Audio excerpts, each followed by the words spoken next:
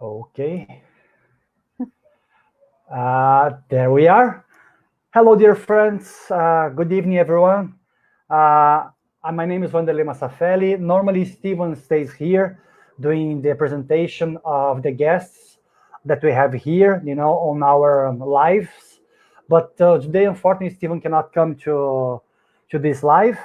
Tonight, we have here from the American Spiritist Movement, we have Heather Bullock.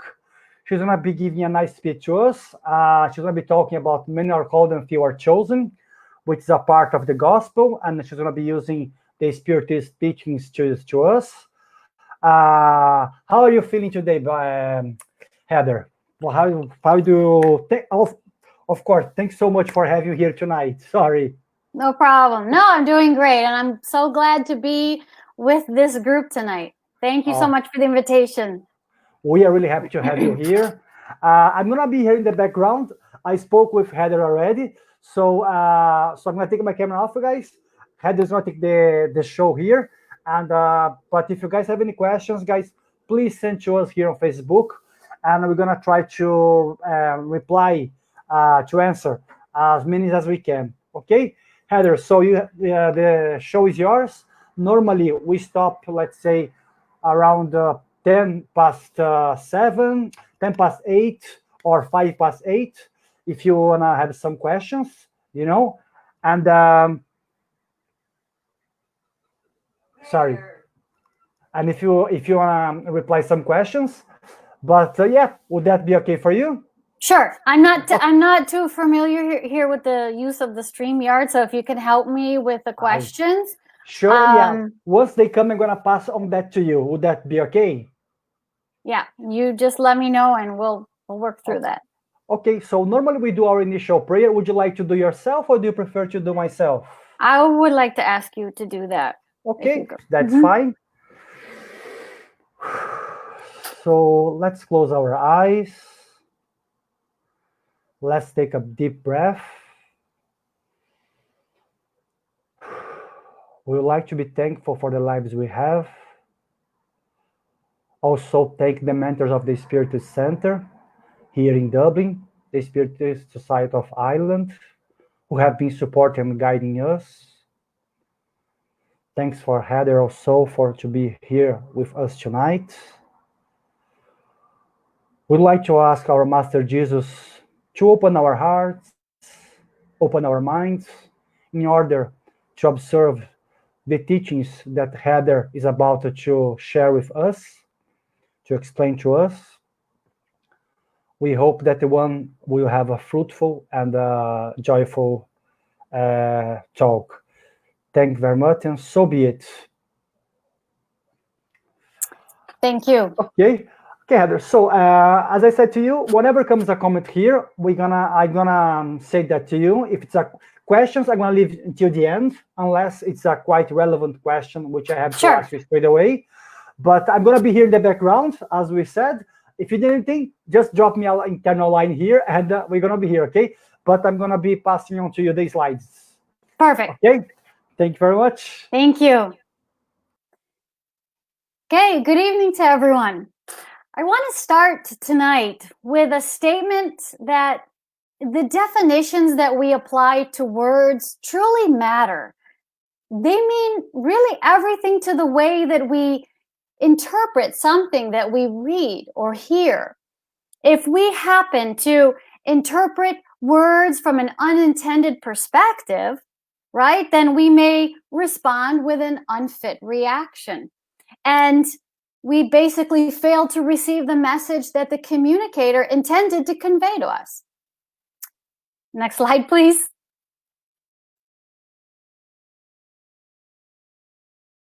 So, look at this poor guy here, right?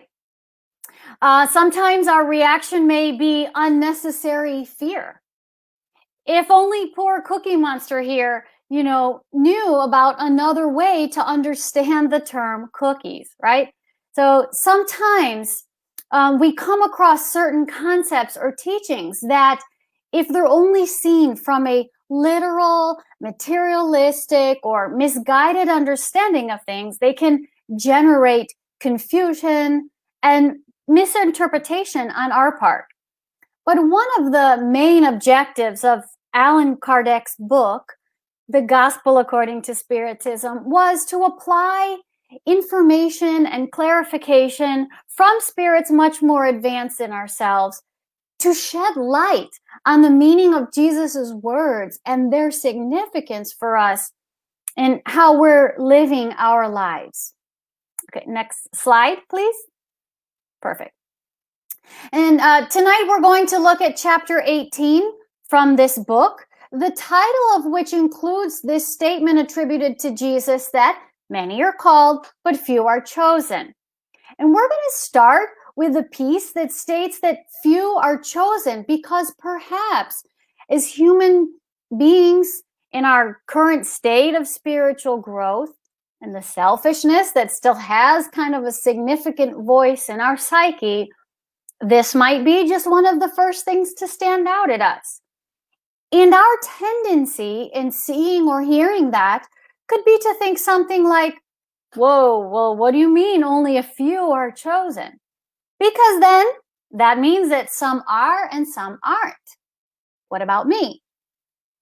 We haven't even mentioned whether this is a good thing or a bad thing, but already we're kind of on alert because we know that somehow it seems that people are going to be treated differently.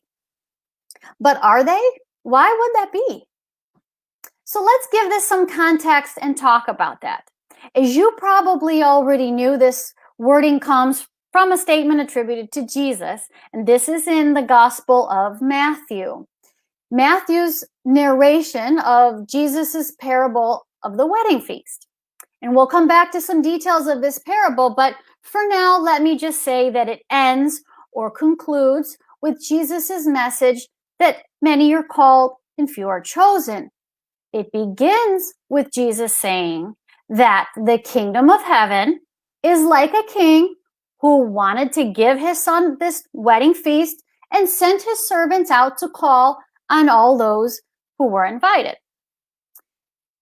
In seeing the way that Jesus opened this story that he was beginning to tell, we have right there our context for his conclusion. We know that we're talking about heaven and apparently being called to heaven versus being chosen to go to heaven. Well, now we've got to back up here for a moment and define heaven, because Spiritism actually affords us many clarifications on this, and these are reflected in our interpretation of both being called and chosen.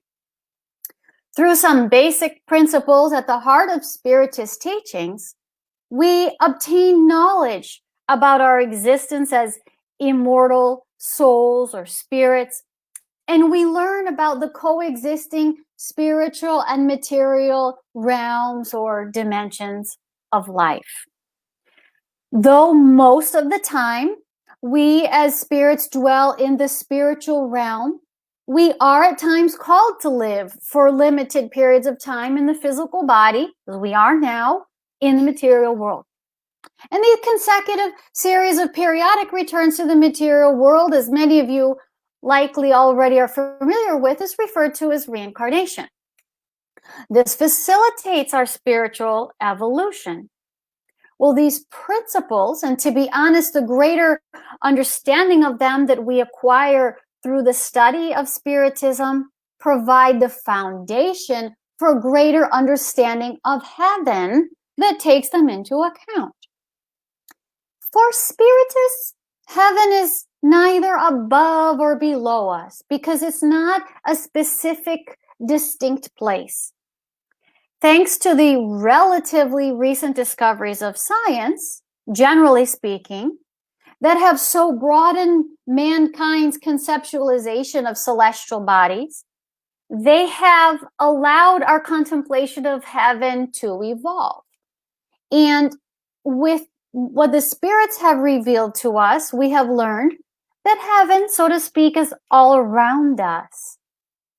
What is key for us to know, and remember this because it'll be important later on in our discussion, is that the quote-unquote environments within the spiritual realm, what we experience, varies so that the places, so to speak, that we dwell in at any given time are determined by different factors that include our degree of spiritual advancement, the quality of our thoughts and sentiments, our use of free will, which grows in parallel with our advancement, and at least in terms of what we experience upon returning to the spirit world at the end of a physical incarnation.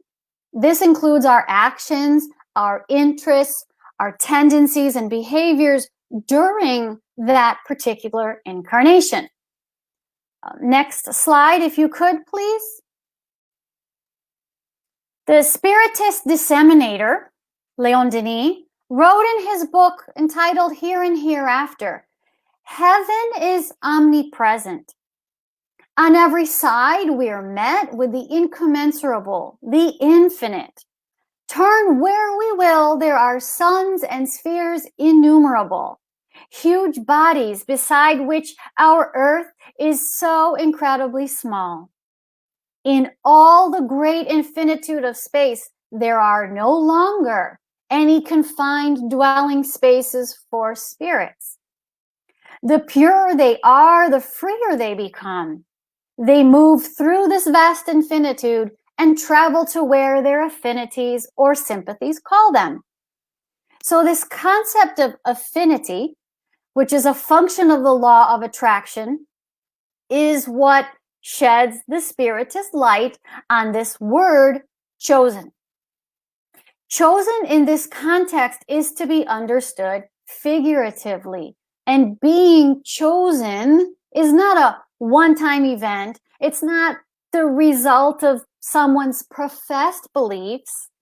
It's actually an ongoing process by which our conscience analyzes our thoughts and actions, by which our own mental habits, choices, and behaviors will bring us either happiness and peace, advancement down the road of spiritual progress, or disappointment, remorse, delays in our spiritual growth. So rather than truly being chosen, we're choosing. We're choosing the pathway of our spiritual existence. Next slide, please. According to the Spiritist teachings, by the action of divine laws, each of us will one day become pure spirits. However, the pace at which we can progress to that point, what we experience along the way, that's up to us. So we're not determining our destiny, but we're in charge of how we arrive there. And thank goodness we receive a lot of help in that. This gradual process of learning and growth, and thus the gradual attainment of greater degrees of happiness, is made possible by the existence of reincarnation, which in turn is a manifestation of God's compassion and mercifulness. Now, though we are held accountable for our actions, this is always in accordance with our degree of knowledge and free will at any given time in our journey. But along the way, we're going to make mistakes. And we know that, right? Anybody with me tonight that's never done something wrong? Never, messed up here or there? So, of course, we have thoughts that are at times not beneficial to ourselves or others. We can make less than desirable choices, but when we do so, our conscience lets us know. No matter what, when we steer off course, we always have, though, the chance to change direction and get back on track. And because this is an ongoing process, we have what we might call rollover consequences, where our lives today are in large part a reflection of what we did in the past. And our future will be the result of how we're living at present, now.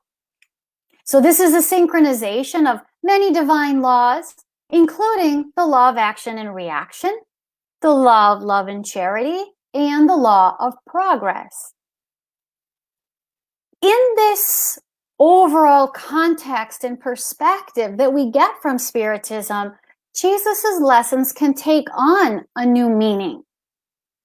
And given this figurative interpretation of the term chosen, it now makes perfect sense why Jesus could say that few would be chosen. He didn't mean that few are the privileged who would spend eternity in heaven, while, by the way, the rest could be damned to suffer.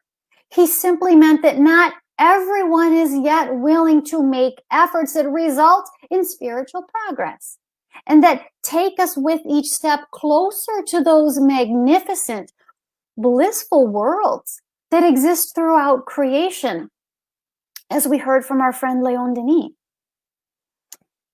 Let's be honest and think about where we're at right now in our own lives. We know it takes sacrifice, courage, persistence to change our behaviors in areas where there's still some room for improvement.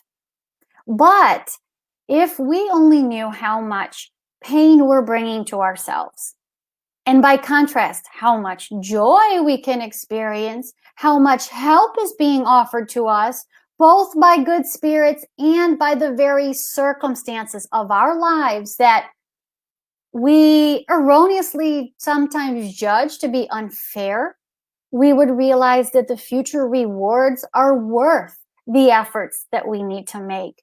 And Spiritism helps us to understand that. With this framework for the Spiritist interpretation of Jesus's words, we can see how it helps us to understand Jesus's parables and analogies, beginning with this parable of the wedding feast. So at the next slide, we can take a closer look at that. So as I already mentioned, in this parable, Jesus said that the kingdom of heaven is like this king who wants to throw this wedding feast for his son and sends out his servants to call on the invitees. The wedding feast was used as a symbol of where everything is great joy and happiness. And so it was used to convey this idea of heaven. But what happened next in this story? Well, the invitees, even when told of what the king had done to prepare this great feast for them and for his special guests, many simply refused to come. They instead went about their ways with other things that interested them more than the invitation, while some others went so far as to actually kill those messengers who delivered it to them. So the king then extended the invitation to pretty much anyone the messengers could find willing to attend.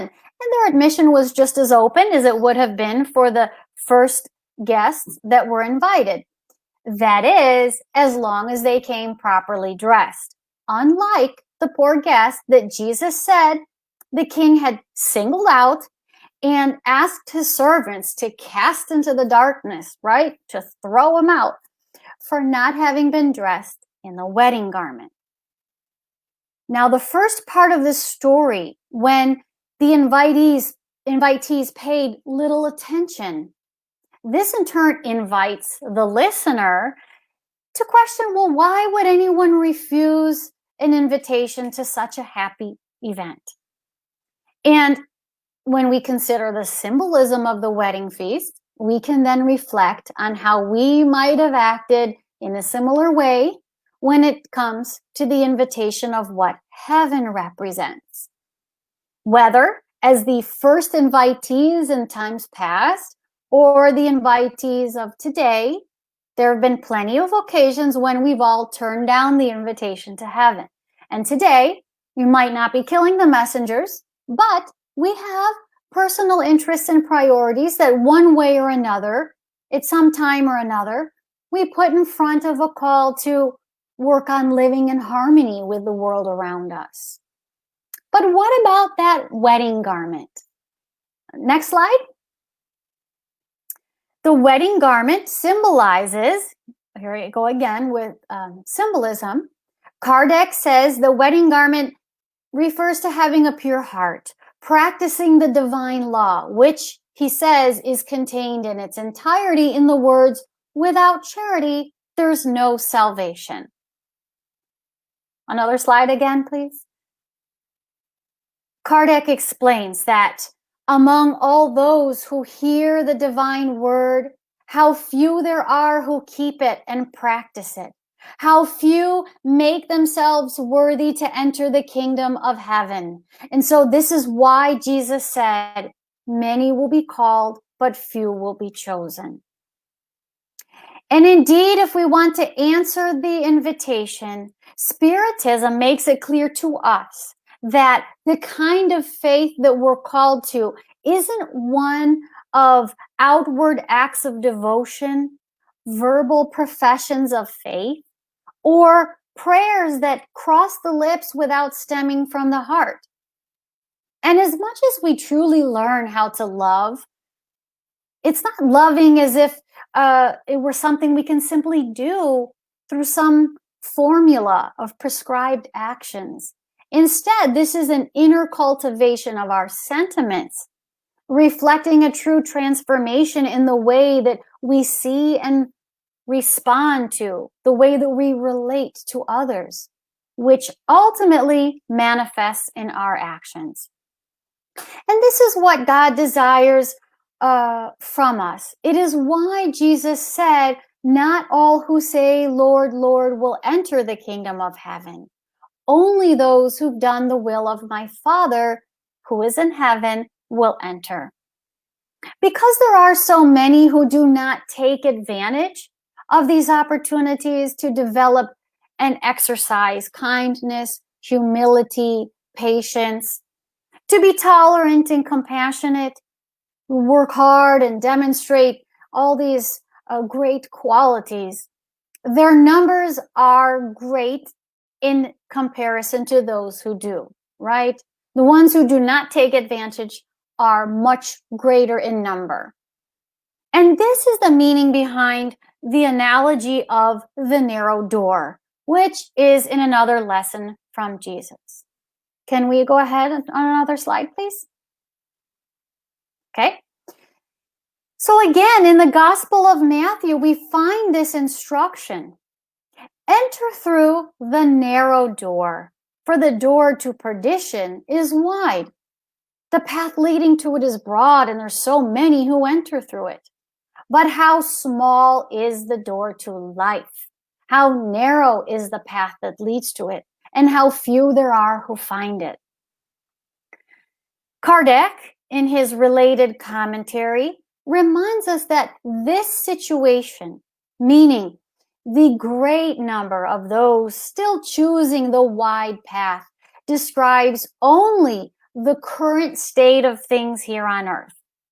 But as the souls who inhabit the earth progress, the earth will evolve. Next slide. And someday, he says, can we have the next slide, please? Oop.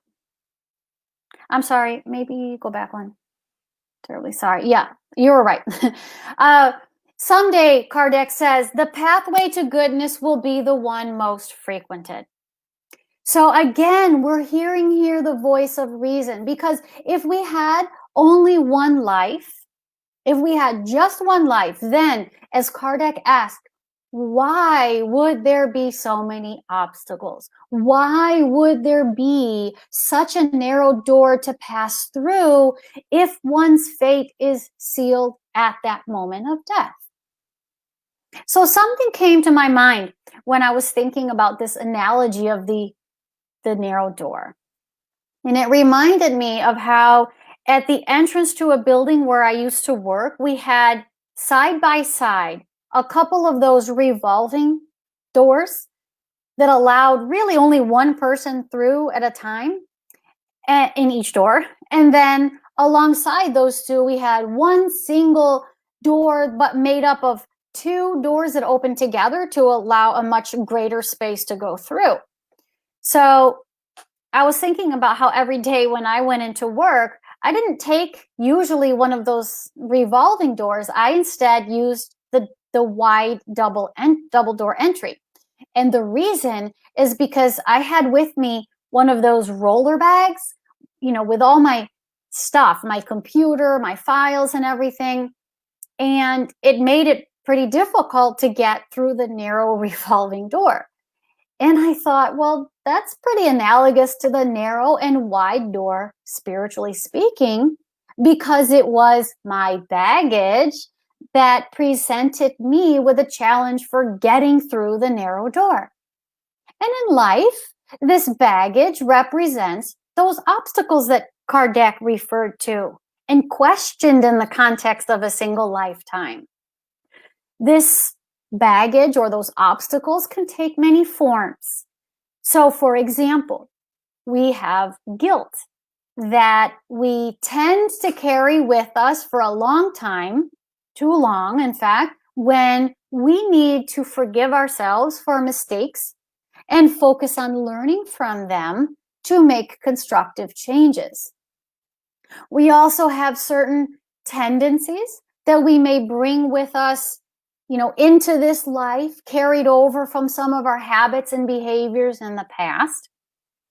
And we have the very trials and expiations that we face in this lifetime, in which we may still be struggling with the best way to handle.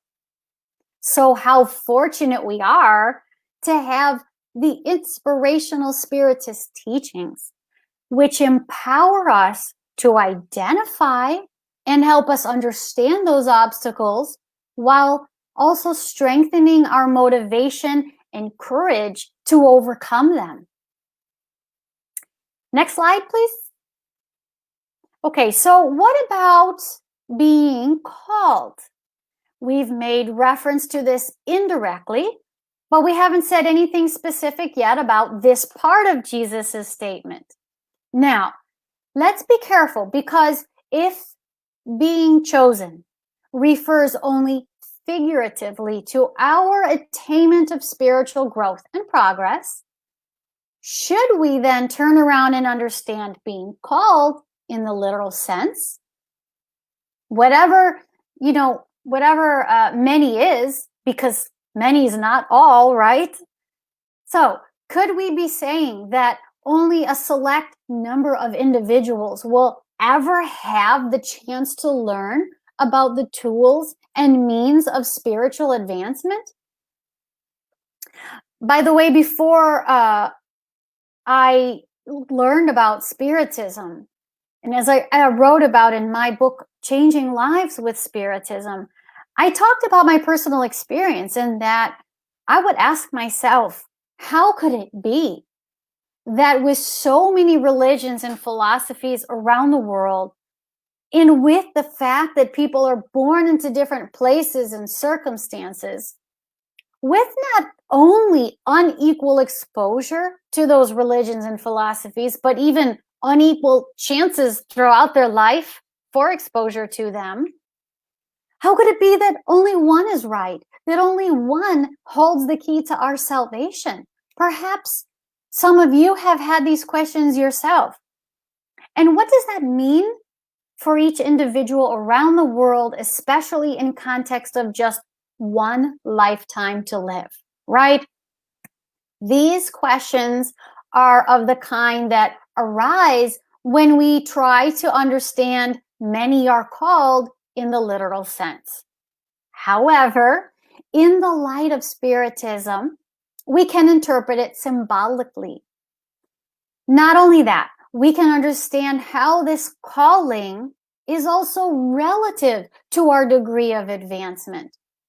Since we're all at different degrees of evolution, we're then called in different ways at different times.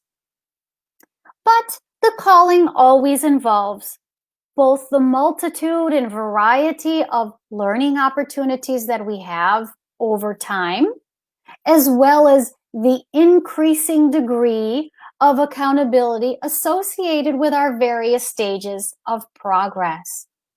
And Jesus spoke often of this. So, for example, According to the Gospel of Luke, he said, much will be asked of the one who has received much, and a greater accounting will be required from the one to whom many things will be entrusted. With the light of more straightforward teachings now that we have about reincarnation and spiritual progress, Spiritism has come to help us understand this more clearly and more deeply, in fact. So Kardec writes that he says the Spirit's teachings, which reproduce these maxims, meaning from Jesus, under different forms, and which develop and comment on them in order to put them within everyone's reach, have the particularity of not being circumscribed. And everyone, literate or illiterate, believing or disbelieving, Christian or not, can receive them because spirits communicate everywhere. Next slide, please. Kardec later complements this thought by stating, Spiritism has in fact multiplied the number of those who are called, to which he immediately adds, because of the faith it provides, it will also multiply the number who are chosen. And just keep in mind, this is over a lapse of time, right? Or at any given lapse of time, because in the end, all will be called and all will be chosen. Well, let's talk a little more now about the idea mentioned by Luke and included by Kardec in this same chapter, that much will be asked of the one who has received much. Next slide, please. To be given the kind of knowledge, for example, that in whatever form it may come, teaches us about God, inspires us with faith, gives us a moral compass by which we can make choices that will reward us with greater peace and happiness down the road. This is like receiving the invitation to the wedding banquet. But as Kardec wrote, it's not enough to simply be invited or sit down at the table to take part in this heavenly banquet. We must, as mentioned before, be dressed in the wedding garment. In other words, engage our own hearts in the application of what we learn in our day-to-day lives.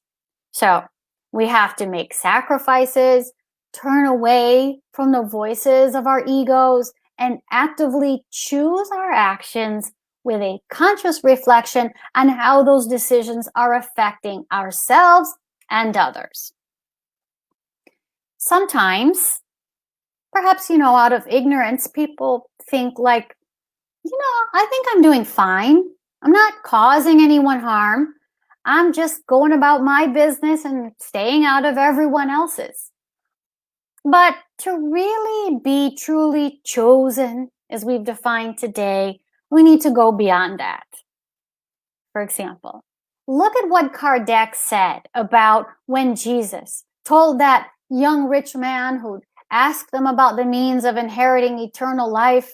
Jesus said, "Get rid of all you have and follow me." Kardec said, Jesus did not intend to establish some kind of absolute principle that everyone must sell what they possess and that salvation can only be obtained at such a price. He meant to show that the attachment to earthly riches is an obstacle to salvation. And it's interesting where Kardec goes on to say that what Jesus proposed to that man was a decisive test, meant to uncover what was at the core of his thinking. Because from the world's point of view, he could for sure be perfectly honest, not harming anyone, not slandering his neighbor. Maybe he's not vain or proud. He honors his parents. However, Kardec says he didn't practice true, or let's say full, complete charity, because his virtue did not extend as far as self-sacrifice yet. And that this is what Kardec says Jesus wanted to demonstrate as an application of this principle, that without charity, there's no salvation. Now, the man in that lesson was given wealth, and Just as we can be rich with knowledge for which we will be held accountable, we can, of course, be rich by material means. And this too is something for which much will be asked. In fact, as you can read more about in chapter 16 of the Gospel According to Spiritism, wealth indeed comes with great responsibility for the spirit. And it can also be a real trial. Reflecting on the spirit's teachings, Kardec says that wealth can even be even more dangerous than poverty because of its allure and the temptation that it creates, this kind of fascination that it still exerts over us. But, we need to be careful because the wealthy person is so easy to point a finger at, right? So easily identifiable. And quite often a subject of envy. So, how often we point and think, look what he's doing, right? With all that money. He's wasting on frivolous luxury when he could be helping so many people in need. He could be using all that wealth to help them. And first of all, we kind of think or say these things as if we would do differently in those shoes. We'd like to think so, right? But are we really so sure? If that's the case, that's great. But then what are we doing with what we do have? Because it's all relative. We might be in a situation where someone else with relatively less than what we have could judge our own possessions to be frivolous. Aren't there always choices that we're making in terms of what we have versus what we're willing to give? So I'm just saying that we all need to be aware that the less we're tied to material possessions and our selfishness, the more we're choosing. We're choosing to continue our spiritual growth. But in bringing up this story about the wealthy man, that wasn't the only point that I wanted to make. Because what about all the other gifts and talents that were given? These other gifts and talents may take different forms, like an admirable artistic ability, a strong aptitude in some particular field of study, maybe a particularly attractive physical appearance or excellence at physical strength or coordination. But it doesn't have to be one of those things. It could be an exceptional ability to communicate, to empathize, to console or teach, or one of so many other possibilities.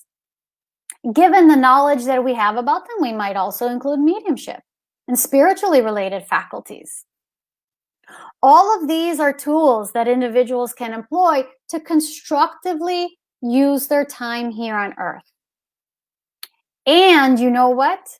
Even our difficulties, our pains, and our struggles can open possibilities, because in going through them, we may become motivated, sometimes more prepared to help those who are experiencing or will experience the same, or have the potential to at least. We may even take steps to help avoid others having to do so. And the point here is that whether we're given, wealth, knowledge, experiences, or any number of other certain gifts, this is always for a reason. And in one way or another, if we use our time constructively, they have the potential to facilitate our spiritual progress.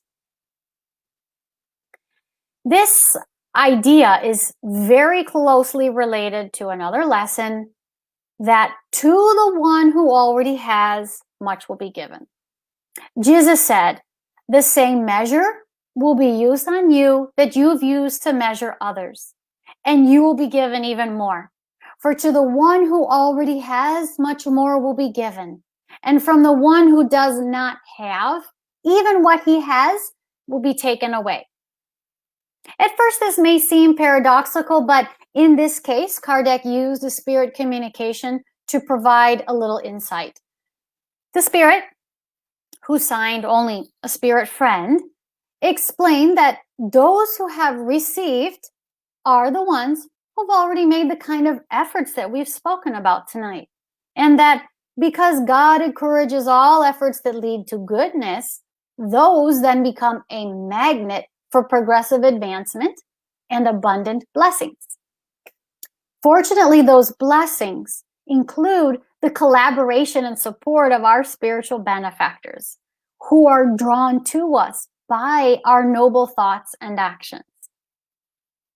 So far, this is easy enough to understand, but what did Jesus mean in saying that for the one who does not have, even what he has will be taken away?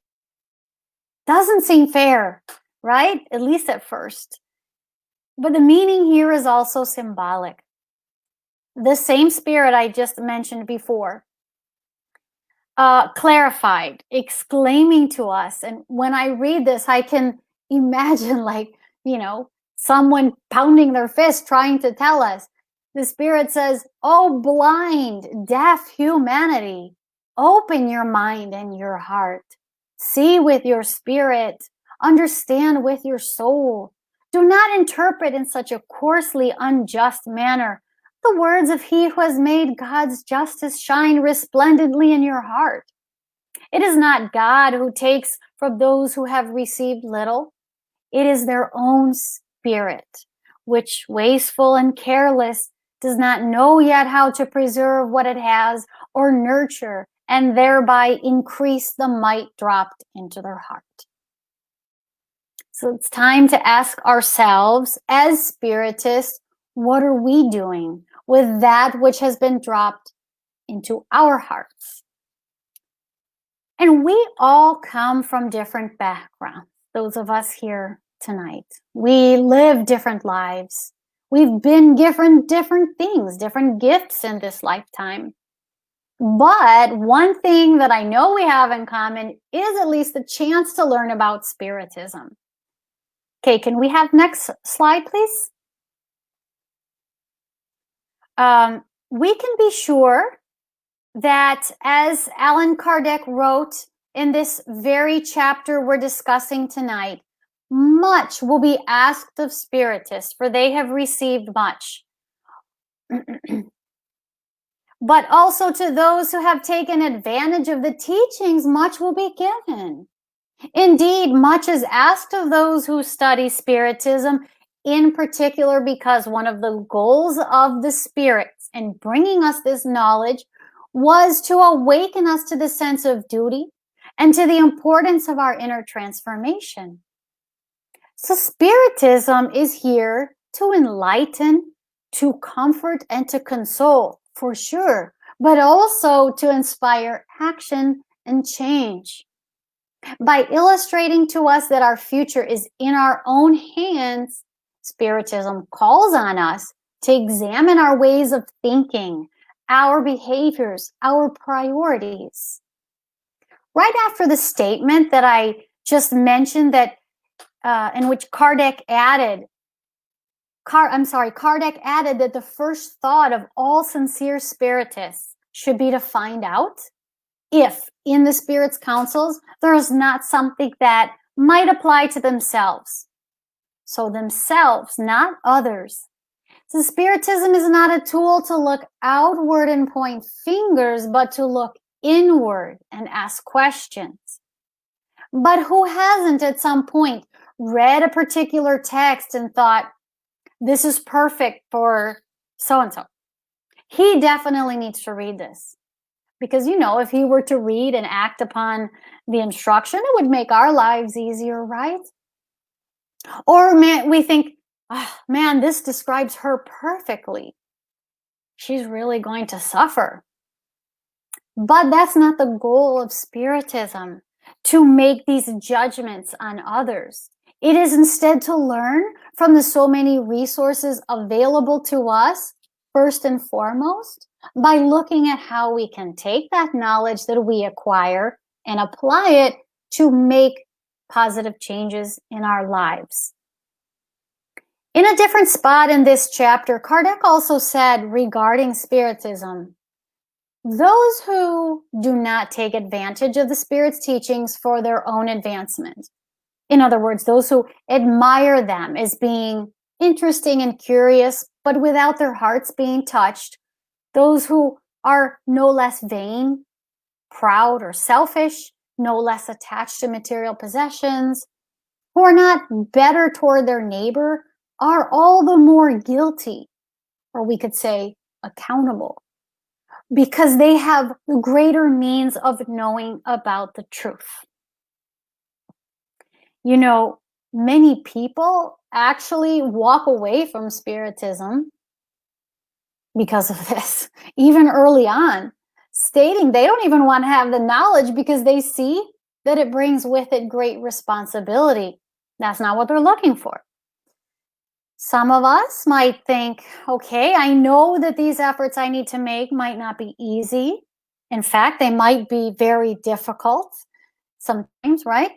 But my vision of life has changed in a way that I can't close my eyes to now. And because I can see the importance of taking this conscious approach to the way I'm living, taking responsibility for my choices, I'm sure going to do my best. But at this time, some will decide that all of this is not for them, and it's their free will to make that decision. For those of us, however, who do feel such gratitude for the answers and inspiration that we find in Spiritism, who realize that it's not by coincidence that this knowledge has come to our lives, then we're allowing ourselves to receive the invitation to study, to work, grow, and serve. We still, however, have to accept the invitation and do more, as we said before, than simply show up at the banquet table. What does that mean to us?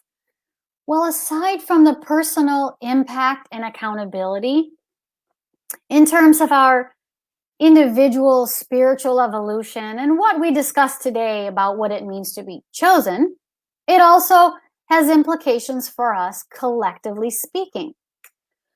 The timing of the arrival of these organized collection, better, of these Spiritist teachings on earth, it's no product of chance. It was and has been a result of a deliberate outreach to us made by our big brothers and sisters, spiritually speaking, who've determined that we're ready for and in desperate need of this spiritual awakening. Spiritism, though, is relatively new to humankind. And so it's not steeped in history and cultural tradition. In that alone, we have a great responsibility to clarify what it's really all about, to show what Spiritism truly has to offer, and to reiterate the teachings that are at the foundation of Spiritist teachings. People are looking for answers that they could not find elsewhere. They're hoping to find behaviors and attitudes that are different from the ones that maybe disappointed them somewhere else. They're in need of the kind of courage and faith that can support and uplift them in their pain and struggle. And we all, as human beings, can gain so much from a place of study and faith that is rich with a sense of community and brotherhood. So I ask you, is it possible to find all of this in one place? What do you think? I believe it is, but it's up to us to come together with the best of ideas and efforts to make that happen. To those who come to Spiritism, we can present the science, we can present the philosophy, both of which are absolutely necessary and go a long way to satisfy those needs in terms of the answers and perspectives that so many individuals are seeking. But Spiritism is that and more, because from this science and philosophy of Spiritism, we derive a whole set of moral lessons or consequences, the understanding and application of which are bottom line, the keys to our salvation. And when it comes to these moral teachings, it's not enough for us to express them in beautiful and encouraging words, to put them on slides or quotes in social media, right? If we want to keep people involved in the Spiritist centers, to nurture the unification of our community, foster the collaboration, the relationships with our brothers and sisters in the spiritual realm, then we've got to do our best to be the first ones to demonstrate the application of the moral teachings that we're so eager to share with others. If we're proclaiming with such enthusiasm the value of this wisdom, we've got to try to lead by example. And this is our responsibility to ourselves, to others, to one another. Now, I'm not standing here on a soapbox today trying to make a strong statement for the sake of a nice sounding message. And please don't be alarmed. You don't have to be, the leader of a center, a medium, a public speaker to be a Spiritist worker. Anyone who feels called in any way, contributing in any way to be part of the efforts to share the blessings of Spiritism, I strongly encourage you to read the book, The Messengers. Next slide, please. We'll see this book. Thank you. This book by Spirit author Andre Luis and through the medium Chico Xavier. I dare go so far as to call it a must read, because through Andre's observations and narrations that he shares from the viewpoint of his position in the spiritual realm, we get an eye-opening glimpse at just how much the dedicated, loving workers on that side of life do to bring a renewed understanding of spiritual life to both incarnates and discarnates, incarnate and discarnate spirits, and how much they look to us for our cooperation in this labor of love. So this book, The Messengers, brings us a unique and fascinating understanding of both the origin and significance of our responsibilities, not to mention what it looks like depending on how true we remain to the commitments that we have made, including commitments that we make before beginning, this particular material life or physical lifetime. Speaking of these commitments, then, may we as Spiritists remain devoted to the genuine intentions of Spiritism, offering then a true oasis to those in need of resolution and hope. And if stated as quoted or mentioned by one of the spirits included in this chapter of the Gospel according to Spiritism, if there are thirsty travelers who stop in the shade of the tree of life, looking for its fruits of hope and faith, let us then cultivate the tree that's already been planted for us, so that it may continue to bear fruits capable of restoring strength and courage. I'll ask to go to our next and last slide, please. And to close then, let me say to every one of you listening to this presentation, whether you're Spiritist or not, that the message is the same for all of us. It is to understand that as eternal spirits, we were all created with a shared destiny by which every individual will one day enjoy the very best of everything that the idea of heaven represents. In other words, we will all experience true happiness, fraternity, and love in the presence of the Lord. However, the divine law makes us each responsible for the attainment of that ultimate goal. So, at different times and in different ways, we are called to a variety of different experiences and learning opportunities. These afford us the means of fulfilling God's plan. And each time we choose to accept the invitation, we take new steps down the road of spiritual progress and toward the attainment of a true and lasting happiness. So thank you very much. I think we're going to open now for some questions and answers or comments. Yeah, correct. But thanks very much, Heather, for the great speech. It was very enlightening, and I really love this part of the gospel. But you went through and you explained really, really well, and like part per part, which sometimes we read and we may feel a bit lost, because it's as it says in the Gospel according to Spiritism, it's a difficult parable for many to understand. We might feel like Cookie Monster. Yes, and yeah. And a lot of people nowadays, they don't want to go back and try to understand that there was a time, the time which Jesus said this parable. There is all the historical aspect. Correct. People, context. Yeah, there is a context. And they take too literal some words, like if you just choosing some and leaving the other ones on the side, Yes. But we have a question here from Roberta. Let me bring it here.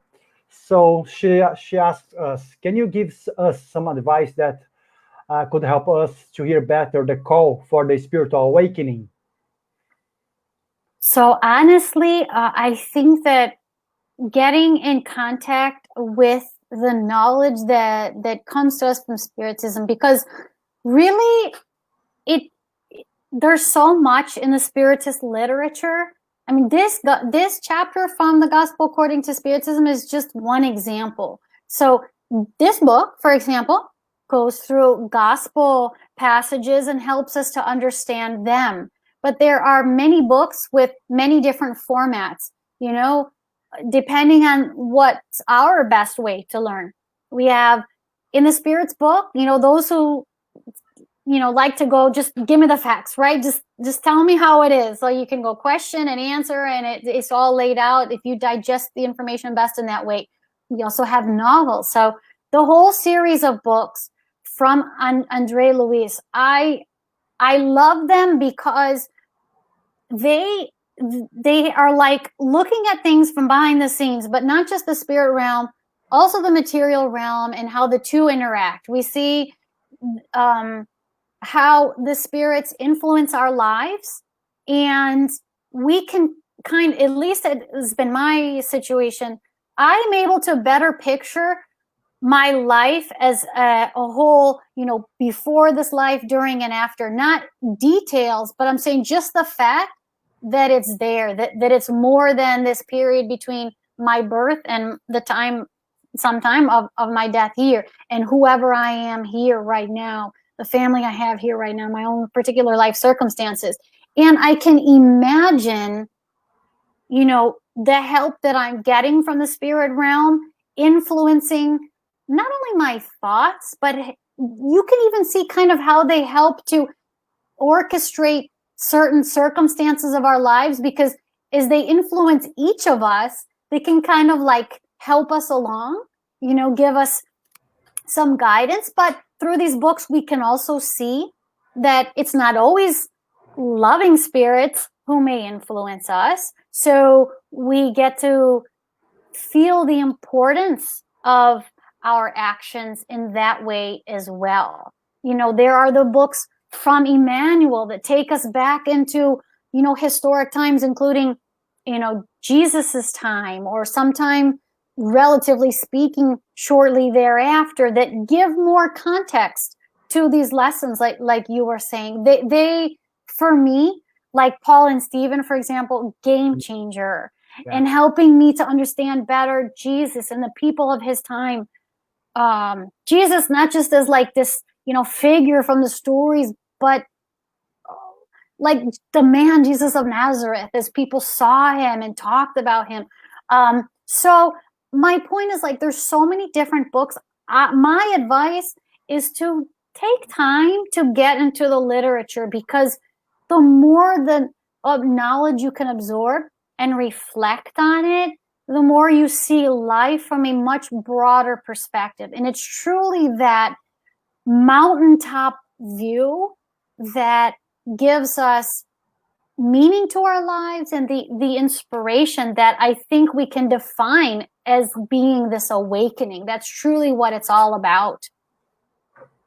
Okay, let me ask you one thing. Thanks for the reply, but I've seen your book here, and to be honest, I didn't know your book before. I'm gonna try to share here the cover Okay, on sure. it. I'm just working with technology here. One second. Yeah, let me see if I can do it this way. Can you tell us a little bit about your book? Sure, sure. So, I just a little bit then to tell about the book. I would like to share just a teeny bit my own background. I grew up in a Christian background in terms of religion. We went to church when I was younger. I went to Bible school and everything like that. But at a certain point in life, uh, as I got a little older, my teenage years and thereafter, I started having some doubts and questions that I really wasn't finding answers that at least satisfied me. So then I went through, like a period of my life that I kind of just didn't really know what to believe. And I was really touched with the passing of my grandfather that I didn't face very well because I didn't have that conviction like I have now. I didn't have like a certainty of the continuity of life, let alone, I mean, reincarnation, meaning of life, not even getting to that point. I just remember I was drowning not only in tears, but in these questions of, you know, what does it all mean? How is it possible that my own grandfather, this individual who was such an amazing person and had all this, that he did in his lifetime, that he gave and that he became, how can it be just gone? And I was at a loss for having quote unquote losing him. So that was like a trigger for me to really like say, okay, I got to start looking into this. Like, does God exist? And so on and so forth. Well, not long after that, I met a person who's now my husband and who grew up in a spiritist family and introduced me to spiritism. And as I started, studying it in combination with looking into other sources, I was reading about like near-death experiences and, just like different perspectives. So, in fact, I remember something that marked me. I saw the movie What Dreams May Come after I actually read the book, and that really touched me. And but with all that, I could start visualizing. It helped me in looking at spiritism because I could kind of visualize the spirit realm a little bit. But when I got to the spirits book, it was like, it's here. Like, finally, this is really making sense. So then I began, really studying spiritism. And eventually, I got to the point where I said, people really have to know about this. And you might not also be aware, but we have my husband and I have a website, explorespiritism.com, that we had for some time. And I decided that I need a way to, because people always, what is spiritism? If I tell somebody I'm spiritist, well, what is that? What is spiritism? It's really hard to answer in a short breath. So I put together a book to kind of explain in a, just a friendly way what spiritism is, with a little interjection of my own experience in that narration. And just to let them know not only what it is, but what it's not, dispel some misconceptions. You can give kind of a broad picture as an introduction. Sorry, an introduction to spiritism. Okay, that's great. Heather, Take a water. you okay? You okay? Yeah, I'm fine. So let me just take here the screen. Okay. Heather, we're gonna have to say thank you and end here now, but Okay. we are really, really thankful for your talk here today. If you don't mind, send to us your website, and we're gonna try to put Sure. here. Then we can try to even to spread. Especially Thank now because you. you're connecting with the American Spiritist movement, which is a really great thing for us. Because of that. And for us to connect with you, I was really happy to receive this invitation. This is my first time to connect with your group there. So I'm really, really happy to do that. The website, I will share with you, but it's explorespiritism.com.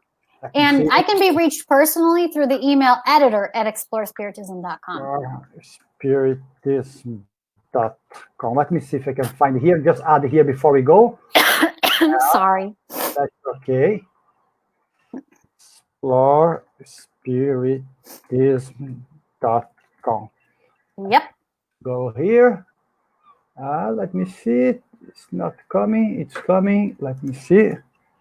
And the Facebook page, Explore Spiritism, is associated with that as well. It's the same. Okay, it's my bad spelling. Sorry. Whenever whenever I'm talking to someone, if I'm typing, I'm really bad at that. But I get it here. So, like once we finish here with this coronavirus, one thing that we really like to do is to invite you here, to come to Dublin for sure. I don't know if that be okay for you. But sometimes we have I would love to. Speaker. It's not coming. Let me see. No, explorespiritism.com. Now it's correct. I don't know. But people can check it. Yeah. People can check it out. And also on Facebook, we have Explore Spiritism going by the same name. So we do share, a lot through there. And in the plans for working up a YouTube channel too. So I hope to have that sometime in the relative. Yeah. You can send to us some videos. More quarantine projects. Yes. I'd say a lot of people who are taking advantage of that. Yeah. They are creating, they are being creative. Okay, I'd say we have here 2 more questions. We won't have time to do it, but I'm gonna try to send that questions to you once we hang up here, and I'm gonna try to reply to that people back. Would that be okay? Sorry, guys, just don't have much time left. And anyone can reach out to me through the Facebook page or through the email editor@explorespiritism.com. So feel free. Perfect. Okay, Heather. So would you like to do the final prayer? Do you feel comfortable? Would that be okay for you? Sure, I can go ahead and do it. Thank you very much. We appreciate. Okay. So we want to give thanks to our spirit friends for helping us to carry out this, this session tonight, and for the chance for the platform like this, as perhaps one of the little points of light throughout all the struggles we're facing in the time of this current pandemic. One of these little points of light has been the increased outreach between us as spiritists in our community. And we want to thank the spirit realm for guiding us in making this connection. And we want to ask for your help, if we could, to be with us when we try to, set aside times to lift our thoughts and reflect on these teachings, to show us through our own intuition how we can see this in terms of the context of our own individual lives and what actions we might be able to take to put them into practice and bring some benefit to ourselves and to others, and to help us along the way in our spiritual growth. I ask you, God, to look after each one who has been with us and been with me tonight, giving of their own time to share in this moment of learning and connection with you.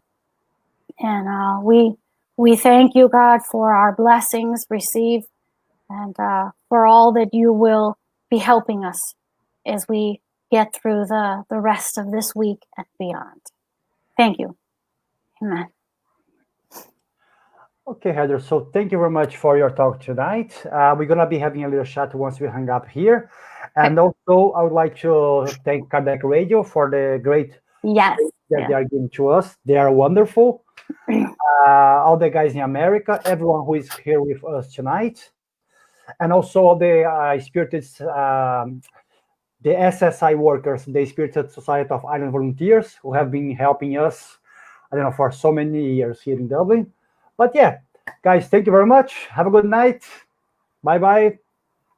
Thank you. Thank you so much. Have a great night and a great week. Thanks, guys. Let's stop here. There we are.